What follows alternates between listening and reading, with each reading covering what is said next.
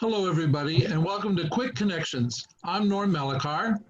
And I'm Sharon Martin. And today we're really happy to get to introduce one of our favorite abstract paintings from Joslin Museum. Tell us a little bit about it. Well, this painting is Untitled by Franz Kafka. It was about 1910, 1914 in that time period when modern art was just being born. Kafka really should get credit for being one of the fathers of modern art, but he doesn't. Yeah, sometimes names like Kandinsky and Mondrian Pollock come to mind, but not so much this name. So today we hope that our viewers will get to know a little bit more about this important pioneer of abstract art.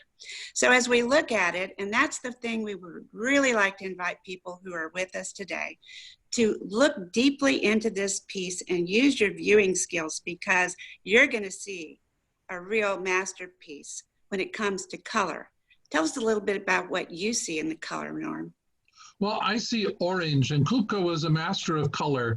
He studied Sir Isaac Newton and the color wheel, so he did a lot of research and approached color scientifically. How about you? Oh, well, I see so much about color theory that he has really brought into this piece, so that we see that that light shines through, breaks apart those colors. They kind of just separate. And, you know, it's like the more you stare at it and look deeply into it, the more you see. And that's the beauty of abstract art, whether it is the colors or the shapes. And there's also some interesting shapes in this piece. What about the shapes, Norm? Well, it's meant to be untitled, and it is a non-objective piece of art, but people see a lot of things in it. They see fish, they see leaves. I see cheesy Dorito chips. Yeah, and I even see something that's called the Chinese lantern flower, and I've done a little bit of study into that. One of the things we know about this artist is that he was into mysticism and even had conjured up the dead.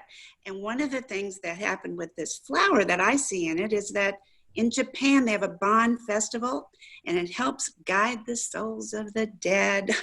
And, you know, I don't know, it could be those cheesy Doritos that you see, but it could be almost anything. As we look, we appreciate, and we use our imaginations, the way abstract art can really tap into our greatest sense of what could it be?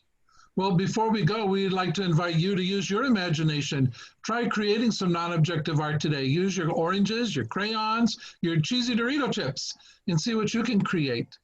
Yeah, have a great time. Come to see us at Joslin. Thanks, everybody. Bye. Bye.